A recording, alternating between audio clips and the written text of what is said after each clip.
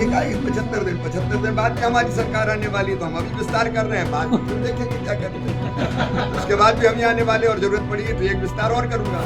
मध्य प्रदेश में चुनाव को चंद दिन बचे हैं और सीएम शिवराज सिंह चौहान कह रहे हैं कि जरूरत होगी तो एक बार फिर कैबिनेट का विस्तार करूंगा।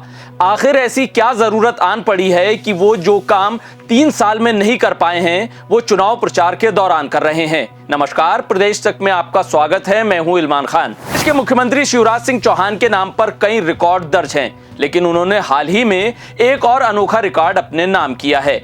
वो एमपी के ऐसे पहले मुख्यमंत्री भी बन गए हैं जिन्होंने विधानसभा चुनाव का प्रचार अभियान शुरू करने के बाद अपने मंत्रिमंडल का विस्तार किया है। इस विस्तार के जरिए उन्होंने आखिरी क्षणों में चुनावी गणित के हिसाब से जातियों को साधने की कोशिश की है। अगर आप शिवराज मंत्रिमंडल के विस्तार को राजनीति की नजरों से देखेंगे तो कुछ बातें तो एकदम साफ हो गई हैं। पहली ये कि वो किसी भी कीमत पर जातियों को साधना चाहते हैं। दूसरी ये कि पार्टी के भीतर अपने विरोधियों को कांग्रेस की तर्ज पर निपटा रहे हैं। तीसरी ये है कि भले ही उनकी पार्टी घोषित तौर पर जातीय जनगणना का विरोध कर रही है, लेकिन वो जातियों को साथ कर ही जीत पाने की कोशिश कर रहे हैं। शिवराज सिंह ने शनिवार को सुबह सुबह 3 नए चेहरे अपने मंत्रिमंडल में शामिल किए। इनके नाम हैं गौरीशंकर बिसेन, राजेंद्र शुक्ला और राहुल लोधी। चुनाव के ऐन पहले अब यह सवाल बेमानी है कि इन्हें कौन सा विभाग मिलेगा और कितने दिन काम करने का मौका।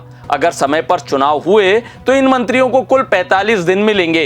इतने दिन में ये क्या कर लेंगे ये तो वो भी नहीं समझ पा रहे हैं। लेकिन इन मंत्रियों के नामों से साफ है कि शिवराज सिंह ने नाराज जातियों को साधने की कोशिश तो की है, पार्टी में अपने विरोधियों को भी करारा जवाब दिया है। 71 बसंत देख चुके गौरीशंकर बिसेन बालाघाट से हैं। वे पिछली सरकार में मंत्री थे। समझौता सरकार में उन्हें बाहर रहना पड़ा था, लेकिन शिवराज सिंह चौहान ने उन्हें पिछड़ा वर्ग आयोग का अध्यक्ष बनाकर कैबिनेट मंत्री का दर्जा दे रखा था।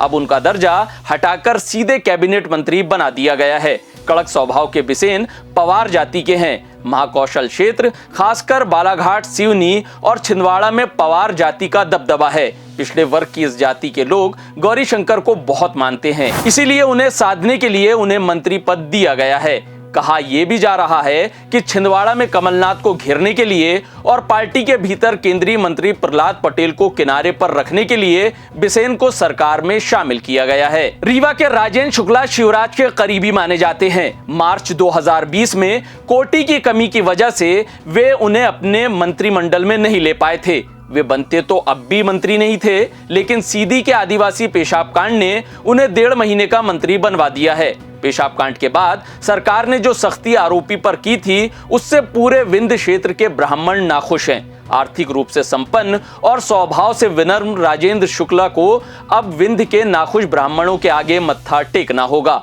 राज्य मंत्री बनाए गए राहुल लोधी की सबसे बड़ी योग्यता यह है कि वे पूर्व मुख्यमंत्री उमा भारती के भतीजे हैं। उनके लिए शिवराज या कहें बीजेपी ने अपने कई नियम तोड़े हैं। राहुल पहली बार के विधायक हैं, उन पर कई आरोप भी हैं। अपनी पत्नी को जिला पंचायत अध्यक्ष चुनवाने के समय वो काफी चर्चा में रहे थे। उनकी बुआ के दबाव और लोधी समाज के वोटों को अपने पाले में करने के लिए शिवराज सिंह चौहान ने उन्हें अपने कैबिनेट में शामिल किया है। सब जानते हैं कि उमा भारती पिछले कई साल से शिवराज सरकार को कटघरे में खड़ा करती आ रही हैं। उन्होंने शराबबंदी आंदोलन चलाया, शराब की दुकानों पर पत्थर फेंके, गौरक्षा का मुद्दा भी उठाया। बीजेपी नेतृत्व को भी पता है कि प्रदेश में लोधी मतदाता करीब 30 सीटों पर निर्णायक भूमिका में हैं। लोधी समाज में प्रहलाद पटेल की भी अच्छी खासी पकड़ है। मंत्री पद के दावेदार उनके छोटे भाई जालम सिंह पटेल लोधी समाज के प्रदेश अध्यक्ष भी हैं, लेकिन जालम की जगह राहुल को मंत्री बनाकर शिवराज ने अपनी प्राथमिकता साफ कर दी है। एक बात बहुत खास है, शिवराज ने दलित और आदिवासी वर्ग से कोई नया मंत्री नहीं बनाया है, जबकि कई वरिष्ठ नेता इंतजार में थे।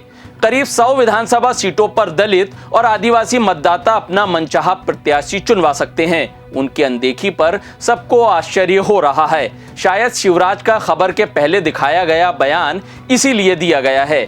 आप सभी दर्शकों से हमारी गुजारिश है कि अगर अभी तक आपने प्रदेश तक को सब्सक्राइब नहीं किया है तो कर लें। हमारा वादा है कि हम मध्य प्रदेश का हर चुनावी अपडेट आप तक जरूर पहुंचाएंगे।